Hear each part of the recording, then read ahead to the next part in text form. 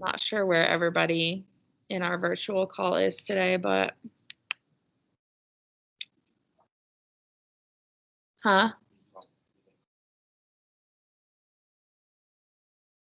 it should. I haven't started it yet though. So, oh no, it's a 6. 3A6 UI. So that could be why. Yeah, I haven't like started it yet, but once I move through it should work. Anybody in the call have any questions about homeroom or anything like that? I'm gonna give a couple more minutes for these people so I don't have to keep going back to this lobby. And see if we get some more people to join. Because it's really making my computer go slow. Close some more of these folks.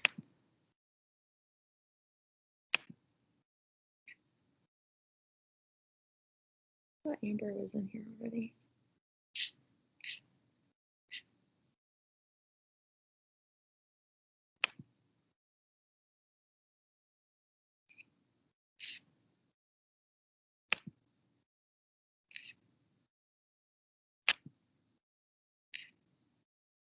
Okay.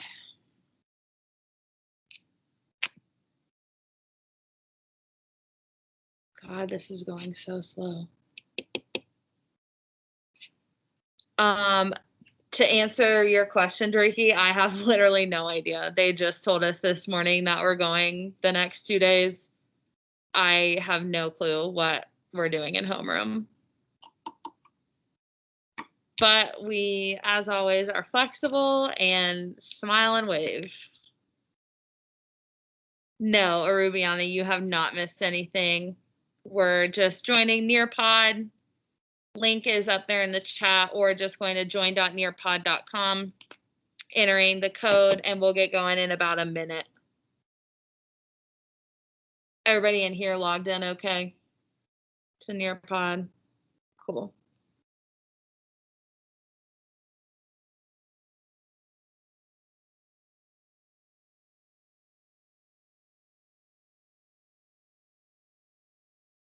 Alrighty.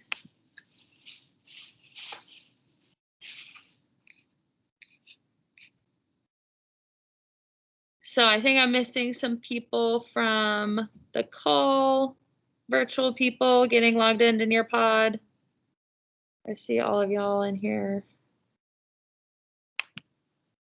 All right, I'm gonna get going here. Let's make sure we're all good in the lobby. All right, cool. That's okay, Amber. Just join. The first couple of slides is just like a, just join as you can. Mine's also going very slow, so I feel your pain. All right, Rashad, thank you. Also, I have you on my list as you're supposed to be here in person. So why aren't you?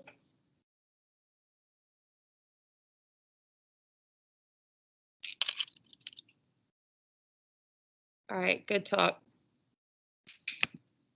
All right, let's start. There's no do now. So last class, y'all worked on those little breakout rooms. You were in a small group, putting together a couple of slides for search patterns. Today, we're going to build on that a little bit, really briefly, and then get into how we collect and package certain types of evidence. So today is going to be our last day of new content between the Nearpod and then what you do during your asynchronous time. And then Friday, we're going to spend the day reviewing. So we have officially wrapped up Unit 1. We talked about some intro to law stuff. We gave like a pretty big overview of forensics. We talked about 7 S's, etc. So wrapping up Unit 1, Friday we'll review, and then I'll talk about this in just a second, but we'll have some options for a summative assessment. So before we get into those details, I want you to tell me one thing that we have learned since the beginning of this class. So a term, a topic, vocabulary word, what is something you remember you have learned since we started our Unit 1 back in August. So just a collaboration board, typing it in. Take about a minute here. You can I think, other people's comments. So term, word, topic, standard, something you remember learning since we joined back in August. 7 S's, definitely one we've spent a lot of time on, David. Ooh, LAP, nobody said that last block. Primary and secondary crime scenes, good one, Ty. Witnesses, yep, separating witnesses, so y'all's two kind of tie together.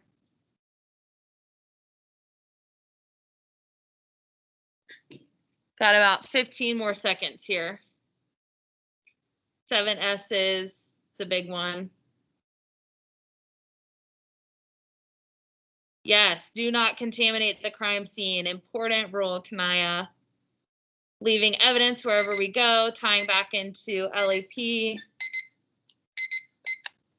So wrapping up, if you are still working on that, I'll give you about 5 more seconds. 3, 2, 1. Cool. So all of that, whoops, I just missed whoever submitted right there at the last minute. We will review on Friday. So what I'm thinking I'm going to do because like half of you, actually 3/4 of you are still virtual.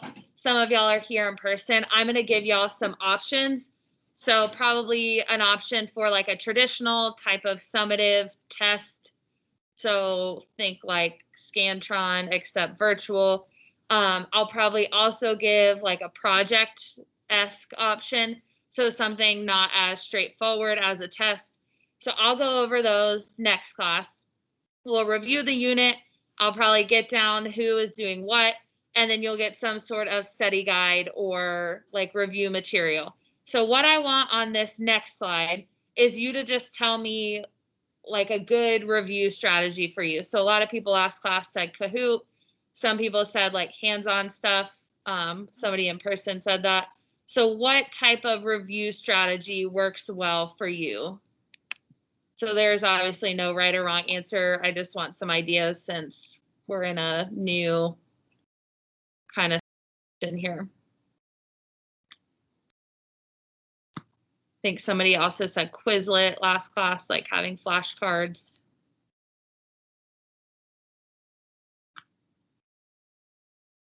Kahoot, Kahoot.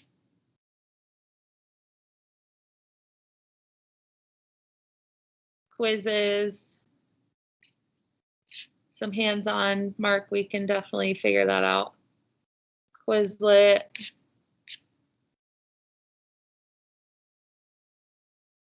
About 20 more seconds.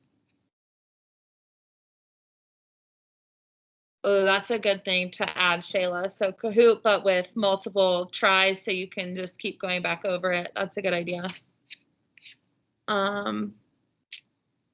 TJ going back over work, so we can look at that on Friday.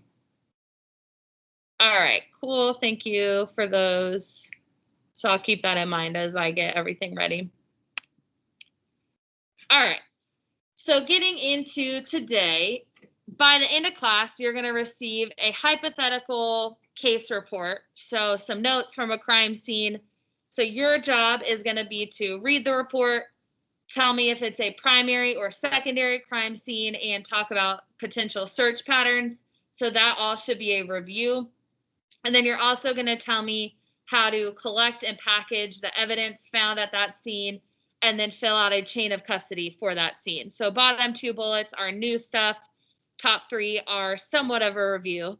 So to get into that, reviewing primary/secondary crime scene. So an investigator arrives at a home where a child has been kidnapped while sleeping. The child's bedroom would be considered a blank crime scene.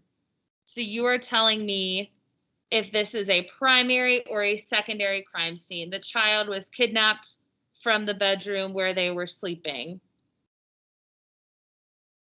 I'm going to double check this, make sure we're all good.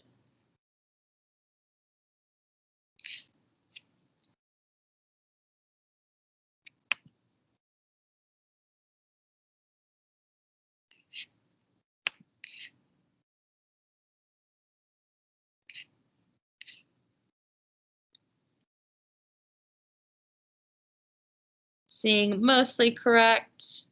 Got some people who have not answered yet.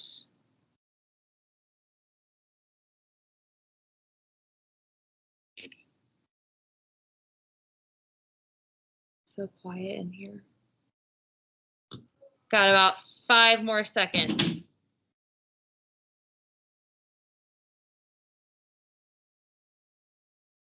All right, anybody want to tell the rest of the class what would that be, a primary or a secondary crime scene? Primary. Primary. Say it. I can't tell who that was. Who just said that in the call? Kanaya. Oh, Kanaya. Why is it a primary? Because that's where the kid was kidnapped, so it's basically like the very first place you should check. Yes, that is where the child was kidnapped from. TJ, you also said primary. Do you agree with her reasoning? Do you have anything to add? All right, cool. So primary, where the crime actually occurs. What is the secondary crime scene, just in general, not necessarily in this case?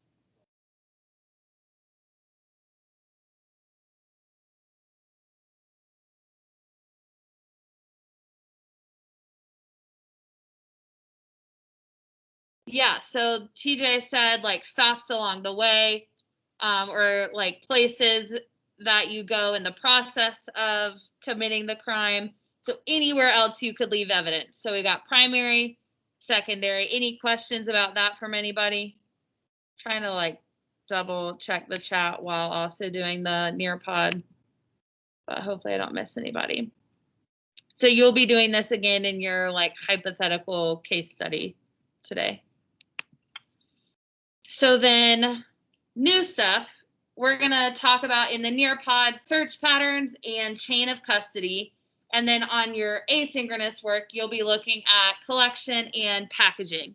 So to get into search patterns, I am not going to go into a lot of detail about this because y'all worked on them on Thursday, but I compiled all the slides that you all put together.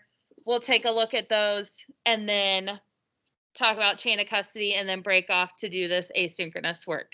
So just jumping right in, the first crime scene search pattern we looked at is spiral. Anybody want to guess what a spiral pattern looks like? Or make a comparison to something that is also spiral shaped? I like to think of like a cinnamon bun or a snail shell. So spiral method, just like a cinnamon bun or shell, starting in the center, working your way out. So creating a big spiral, searching while you are walking. So this is good for outdoor crime scenes. How many people do you think you need to do a spiral search pattern? Yeah, you can do it with one. You can also add on people, but this one is good if it is just you. So you've got your spiral search pattern.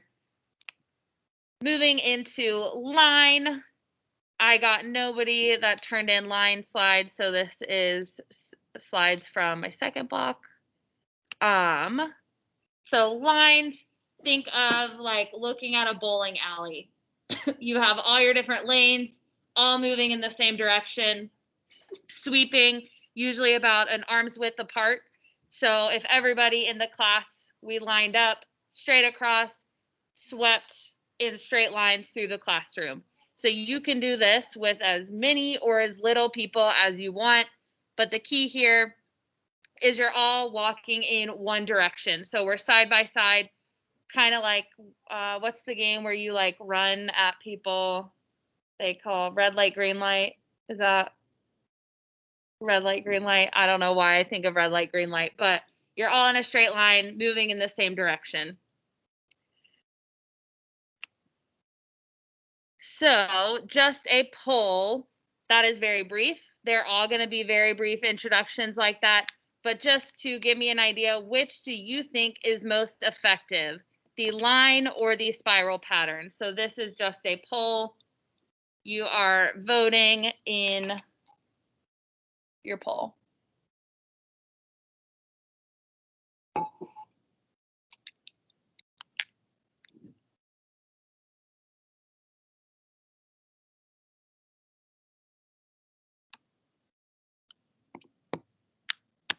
About 10 more seconds here. Seeing about a 50-50 split.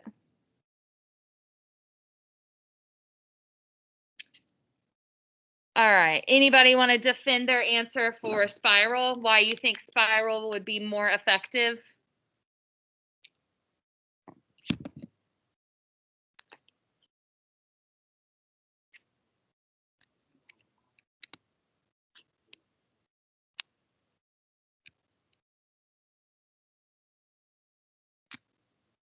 Okay, so Mark said if you're walking in a line, you're only seeing what's in your line. But if you're a spiral, you're moving around, you can see more. Anybody want to combat that and say why they voted for line?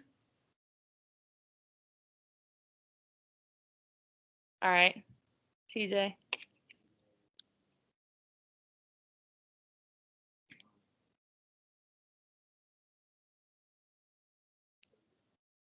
Okay, so TJ said if you have multiple people walking in your line, you can fill up the room or the area and it might be faster. I think either of you could be correct as long as you defend your answer.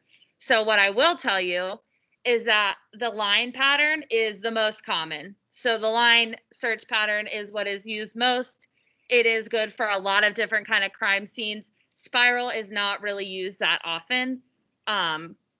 But I think as long as you can defend it, which you'll have to do in your assignment today, then you are good. So moving into next one, the wheel/ray search pattern. Both of y'all are in here, so you're already experts at it. I like to think of this one as like a pizza. So it's basically a pizza split into different slices. You have that center area and you're just working in different slices. So I might be working in one slice, David's in another slice, Mark's in another slice, Joelle's in another slice, Shayla and TJ all in their own slices. So let me pause to let Brandon in the lobby.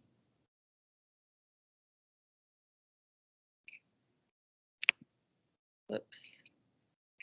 Okay, I think that worked. Brandon, if you're just joining, we're in a Nearpod right now. So if you go to join.nearpod.com, you can enter the code, which I'll put in the chat, and pick up where we are.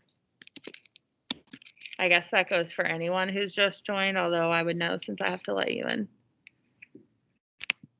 All right, so back to wheel pattern, also called ray, also sometimes called pie. This is good for really large areas because you can just section it off. I can take one smaller section and not have to worry about searching this ginormous, like multiple acres of land or whatever. So this one is great for large, big spaces. So you can do this with one or two. You can do this with as many as 12, 20, however many. But the key is just making those slices of pie. Excuse me. So here's a good image for that, just so you can visualize it. And then like we were talking about, this is good because you can search or section off different areas and work that way. So wheel/ray, you can see your different slices. So for a minute, you are going to draw me a wheel search pattern if you have 8 investigators. So you're going to want to create 8 zones or 8 slices of your pie. So drawing a wheel pattern that has 8 investigators. Do not worry if you are not an artist, neither am I.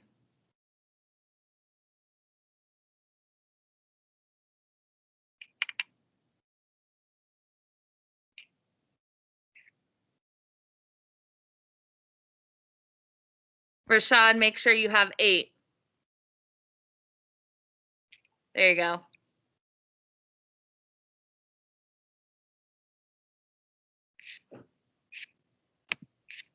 About 20 seconds.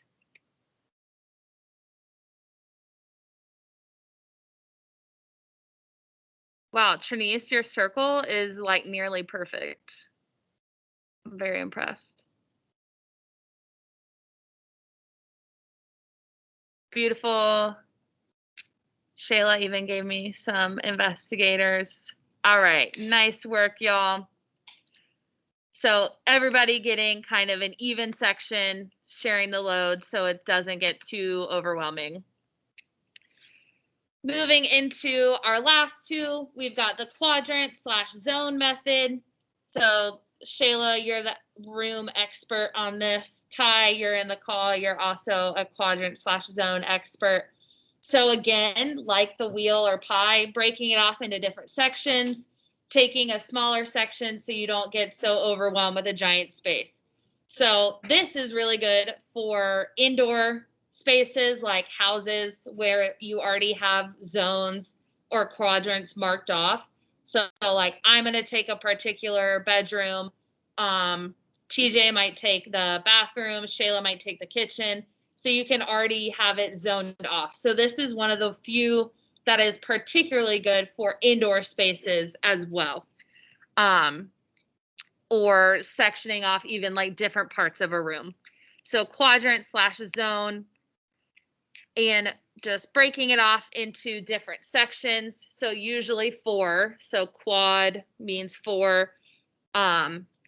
Breaking it off into 4 sections and then splitting that up with your investigator. So you're probably going to want 4, but you could maybe make it work with fewer or split off more zones. And then finally, we have grid. Grid is just like the line pattern, except instead of everybody walking in one direction, you have some people walking forward, some people walking sideways. So it makes a grid. So think of like graph paper. Let me let in Brandon again in the lobby.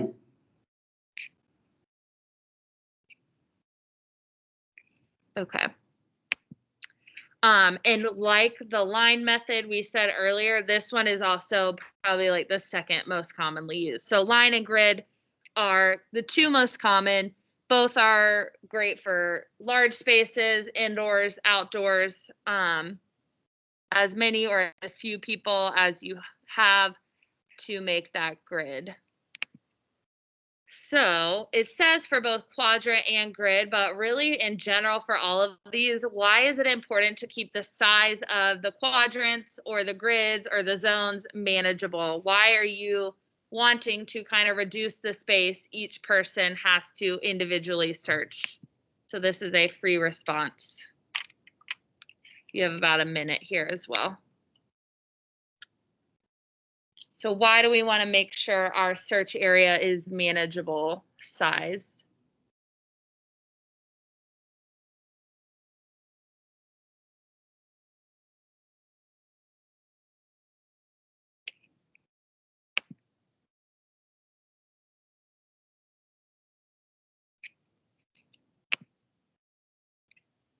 About 30 more seconds. Nice, David.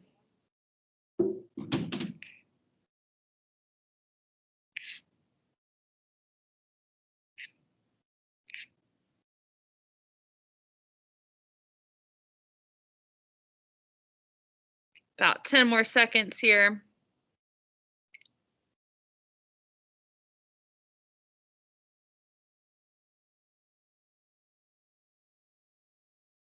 All right. Yep. Make sure all findings are accurate. Mark said you might lose focus of evidence. help you find what you're looking for, focusing on your own workspace. You don't want to miss anything. You don't want to have to go over the same area twice. So what would be the point in that? If you're missing other areas, keep track of what you investigated. That's a good one. Yep, all of that. So y'all got it.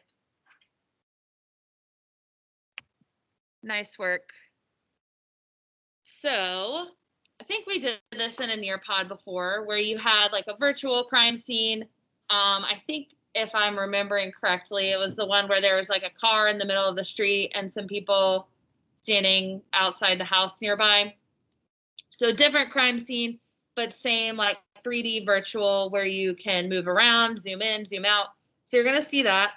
What I want you to do is pay attention to the terrain, where it looks like it might be located, any objects at the crime scene. And then after you're done observing, you're going to tell me what search pattern you would use to search that area. So you're only going to have 2 investigators. So keep that in mind while you're observing for about a minute.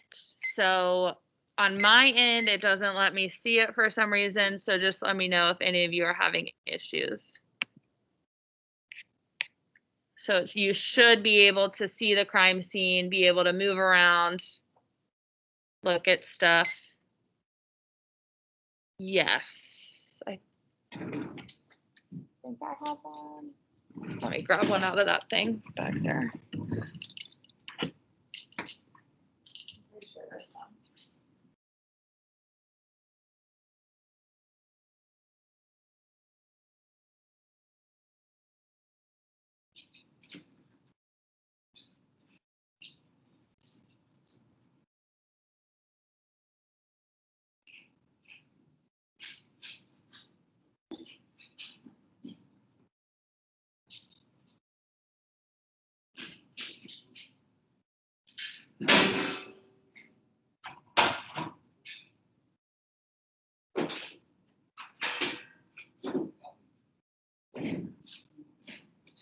Is the crime scene working for all years?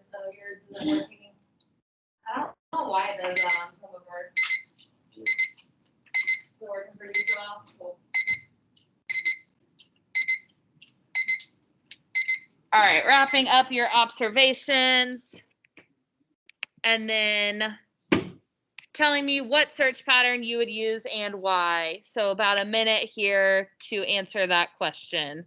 So please make sure you defend your answer.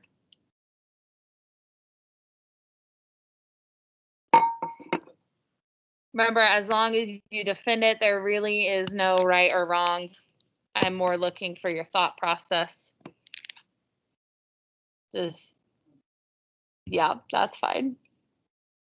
Maybe just type in like crime scene wouldn't load or something, just so when I go back, knowing me, that will have exited my brain already.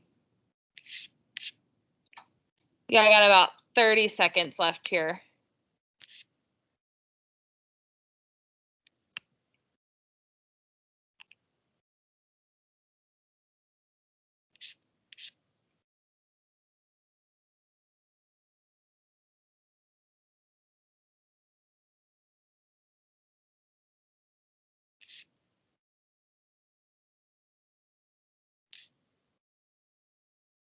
All right.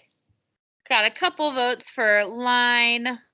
Mark said quadrant. Shayla said spiral. Grid to look up and down. More grid votes. There's only 2 investigators. So grid. Line to get people on different side. Ruby said wheel. Yeah, you might have to go further out. That's a good point to make. Nice job there. Anybody just have no idea or feel like they guessed? All right. So like I said, as long as you have some sort of thought process in terms of the assignment you're working on, then you just have to defend it. There really is never a right or wrong answer for this. So last thing we're going to talk about is the chain of custody. Anybody already have an idea of what the chain of custody is? Maybe by looking at the photo there, or you've heard it in a show or anything. Yeah, it deals with labeling and testing your evidence. Say it again. Yes, who is touching pieces of evidence, who touched it first or collected it, all of that. So think of it literally just like a paper trail of how evidence is moving through the system. So who is going to be the first person to touch a piece of evidence after, I guess, the crime was committed? Yeah, the investigator who collects it. So how it moves from the investigator who collected it all the way ending up in court. So moving through analysis, possibly being passed off to other investigators, etc. So a documented trail of who is handling the evidence at what time. So when it gets collected from the crime scene, when it is passed off for maybe storage, when it gets passed off for analysis, when it ends up in court, literally a log of where this evidence is at what time. Why do we need to keep track of this? Or what are we trying to prevent? Contamination for sure. Any other thoughts?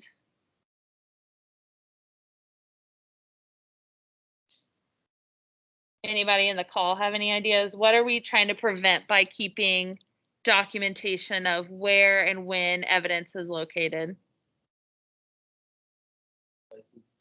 Yeah, you don't want it to be misplaced. So I would say those are the two biggest things. You don't want it to get lost.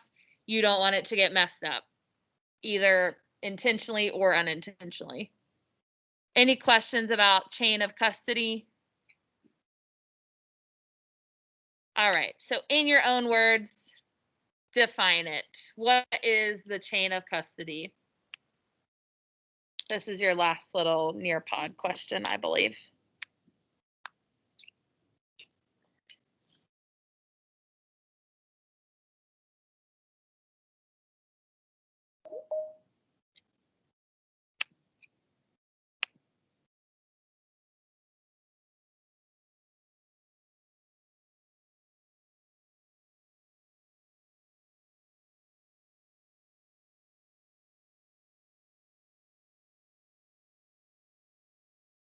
Ruby, are you back in? Sorry, I just saw your chat.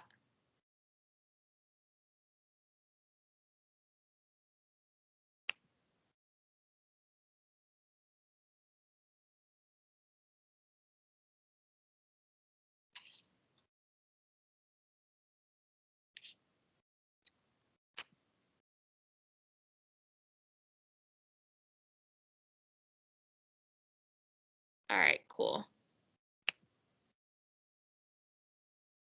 Yep. About 20 more seconds.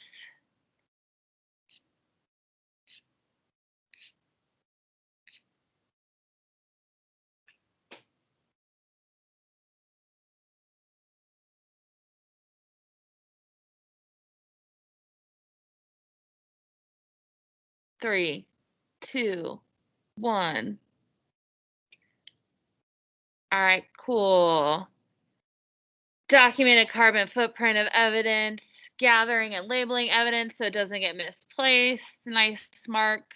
The chain or order of which are how evidence has been handled, who analyzed it and touched it.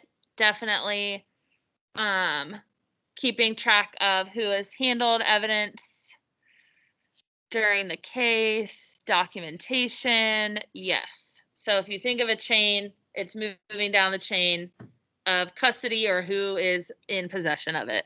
So y'all have got it. Questions about that? All right, so last thing we're going to do on this Nearpod, and then virtual people will be left to work asynchronously, is just go through. I'm going to skip that actually because you'll see one on your assignment. I'm going to go through your assignment for the day. So this is going to be super helpful in terms of reviewing almost all of the 7 S's up to this point, and then introducing our different collection and packaging techniques. So you have been given a hypothetical crime scene. So what I'm going to do is y'all are actually, if you're in the Nearpod, if you can just go back to Teams and I'll show you it by sharing my screen. I think that'll be more helpful. So if you want to pull up Teams again so you can see my shared screen, y'all are probably fine because you could just look up here if you want. So it just loaded probably about 20 or 30 minutes ago. So we are going to the packaging evidence plus chain of custody assignment. There's going to be a few different aspects to this.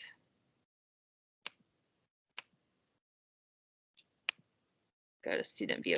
All right. So what I'm going to do first is pull up the handout that y'all are actually going to be looking at and typing information into once I let this person into the lobby. Okay.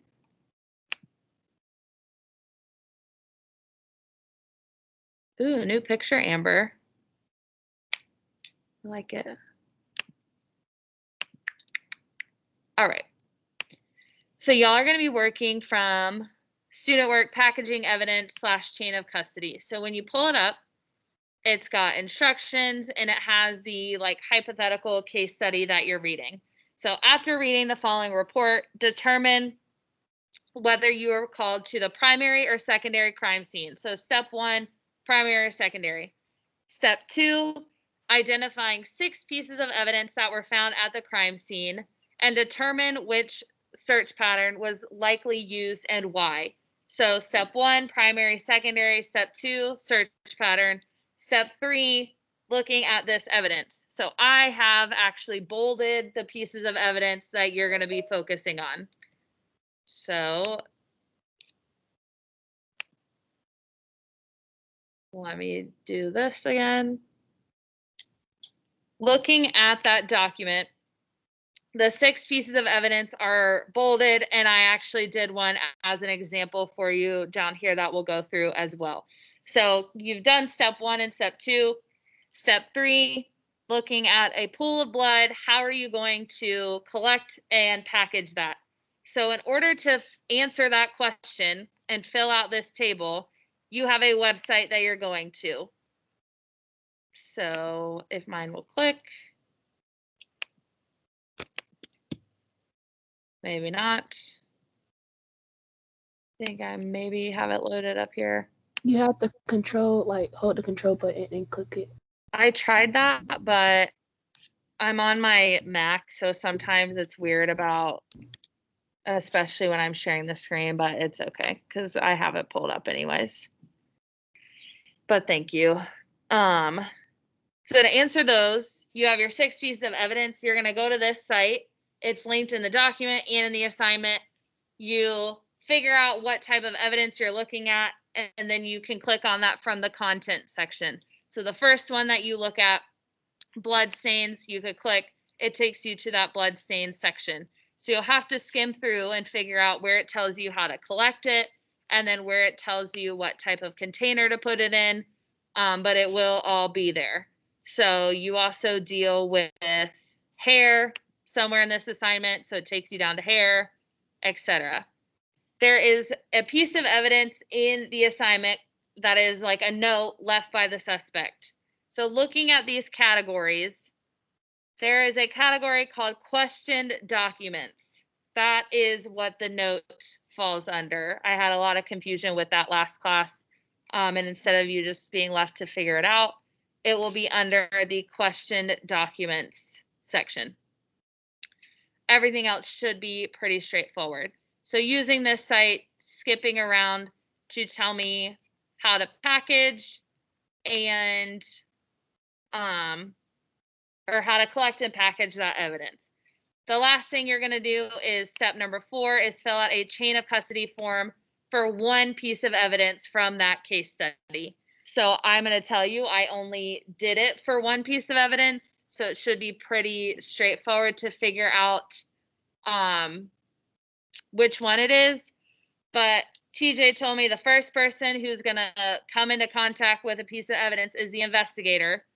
So if I'm looking at received from and received by, the very first step, I'm looking at a piece of evidence that I collect at 8:17 a.m. Where did I, quote unquote, receive that evidence from if I'm the one collecting it? The scene. So your very first chain of custody is going to say received from crime scene, received by Cummings, and then it gives you a date and time in that. So this has a lot of moving parts to it. I think it's broken up pretty straightforward. There's like 3 different spots with instructions. So going through that and completing that. So the link for that reference site is also in the reference materials under evidence collection guidelines. And then I also gave you a recording of me reading that crime scene report. So if you would prefer to have it read aloud to you, maybe you're just more auditory, you're not a great reader, or not strong reader, or you just prefer that, that is there for you as well. I'm not going to play it because I don't like hearing my own voice recorded, but you can listen to that out loud as well. So that should be everything. I think in here it says it's due by 4 p.m. today, but we're going to go over it next class. So I would just say between now and next class, although I would highly recommend just getting it done now. It'll be a great help for review on Friday. So that is all under packaging evidence plus chain of custody. You also have the slides that were linked in the Nearpod if you need to go back and reference those. So any questions about that?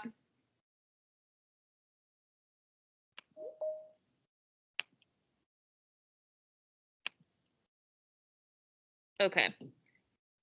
So virtual people, I will be here. I'll probably mute and turn my camera off since I have people here in real life. But if you have questions, you can just chat me or come off mute and I will also come off mute. But before I just leave y'all to work on that, are there any questions? Any of y'all need to know who your homeroom teacher is?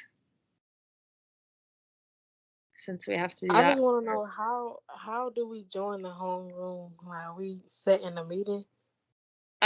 So I'm assuming the teacher will set it and you'll see it in your calendar tomorrow morning.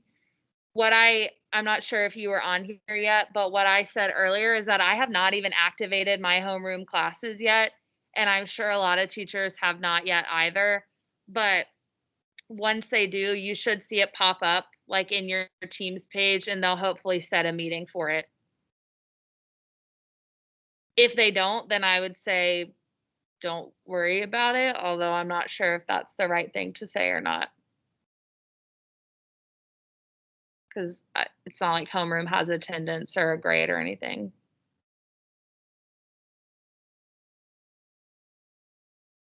All right. Any other questions?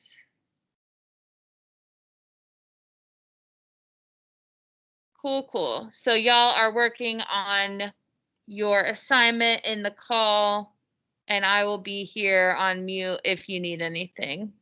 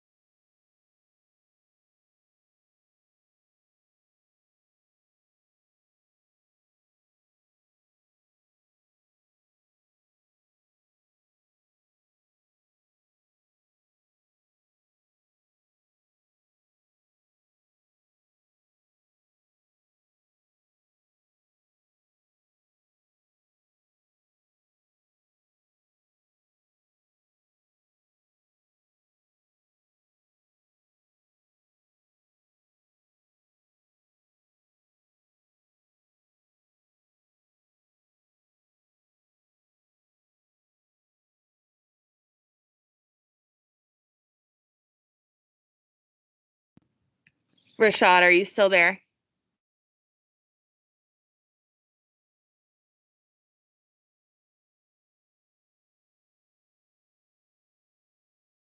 Okay.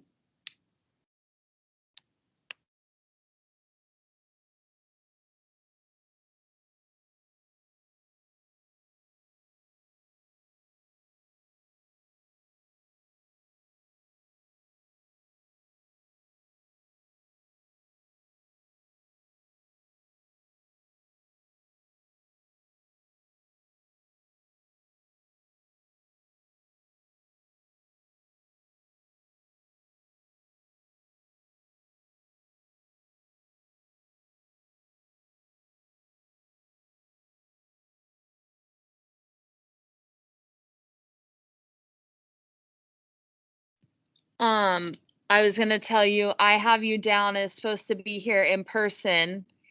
So is that correct? Because you're in the call, but I have to mark, like, they're making us mark people absent if they're not here in person, even if they're on the call. So I just want to make sure that that's correct for you.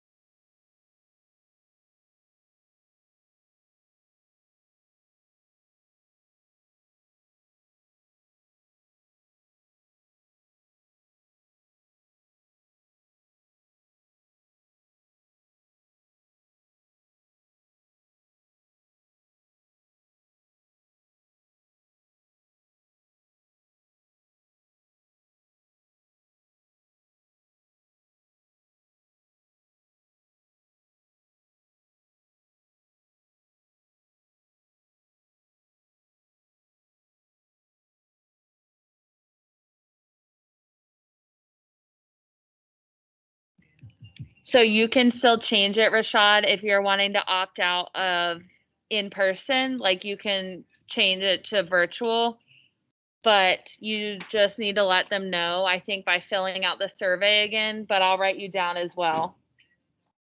Because otherwise you're gonna just keep getting marked absent. So I'll send that in an email and let them know.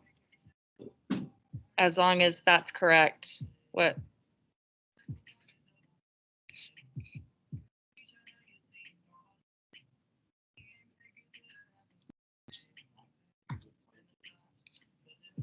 The player, I don't know who it was, but he was a virtual student. So he, other than being like at practice and the game, he has not been like in the school building as far as I know.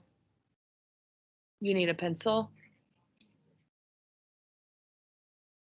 Yes. Go quick.